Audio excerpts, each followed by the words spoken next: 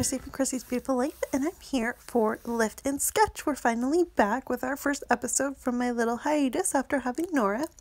And this is a really fun one. I loved the sketch that we picked here. It is one that I have been kind of wanting to do for quite a while since it came out earlier this year. And so we decided that it would be a good one to start us back in with our series. So we are going to only do this once a month for now, just kind of get back into the flow of things. I hope you don't mind, but it's just going to kind of be the way it goes for a little bit. I am working with some papers that I chose from my stash, and I made a small stash kit for the month of June. And this is to kind of be in part with the Rediscover Your Stash 40-day challenge that I'm a part of. And so that's how I was able to pick out my papers. And this this layout is very heavily layered. So I kind of showed you I picked my papers and then my camera kind of went out. And so I just cut out and trimmed all the patterns that I wanted to use.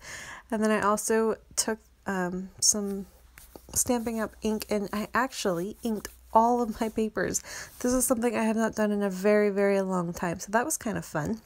And now I'm just kind of picking some, I just kind of cut different shapes and sizes and colors. I knew my main colors were going to be pink and yellow and teal. So I just kind of did that. And now I'm just layering them together and just kind of playing.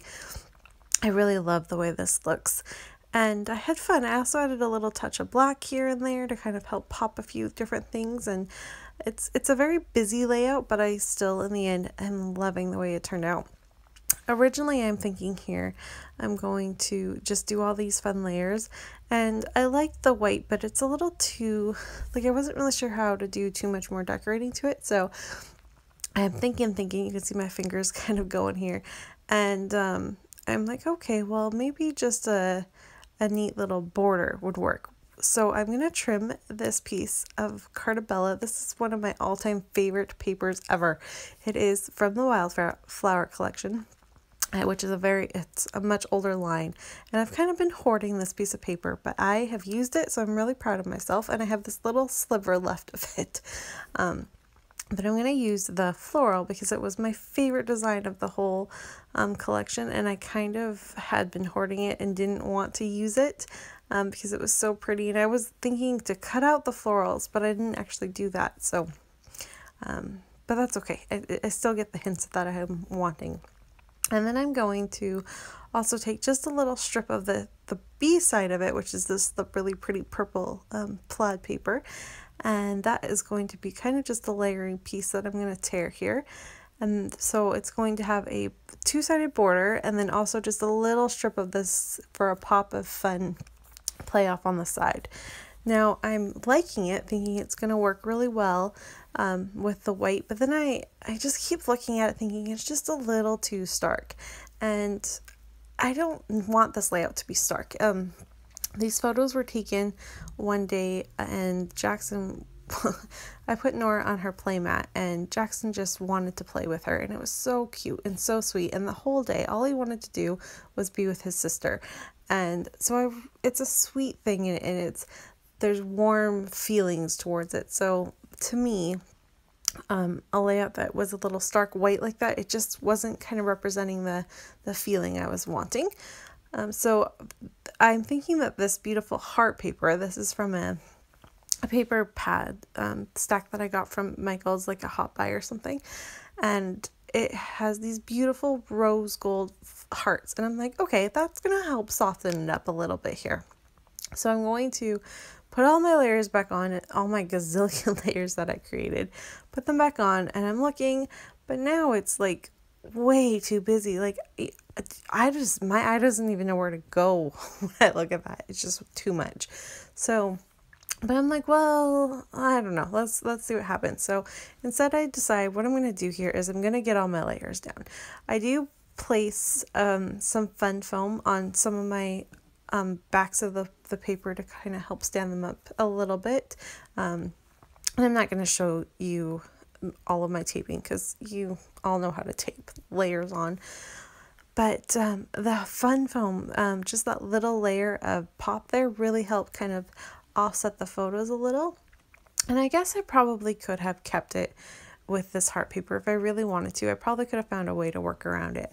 But in my mind now, it's just so busy, and where was I going to put a title? Where was I going to put journaling? And it wasn't really working. And of course, this original layout had circles to it, and I don't even think about that. All I took from the layout in the end was just the fact that I used 3 photos and I did 3 separate clusters. So I wanted to add circles, but once I got into the middle of creating my layout, I completely forgot about it. So silly me. But this is what I've come up with. So the heart paper is too busy, the white is too stark, so a compromise. I found this really pretty pink. This is from the same paper pad as the heart paper, and this works really well. First of all, it helps show off that really beautiful original paper that I was using, which has all the really pretty circles. That is what is that? It is a Webster's Pages pattern paper, and I really love it. And I've been hoarding that one as well, but it really kind of helps pop that off, and I liked that. And then I was able to use some of these alphas, and these alphas were also in my stash kit that I've been wanting to use up, so that was exciting.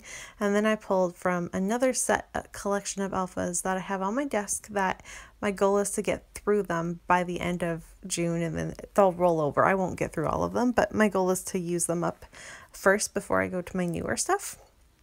And I was able to spell out this big long title that I want, and I'm going to title this "Being Together is Their Favorite Place to Be."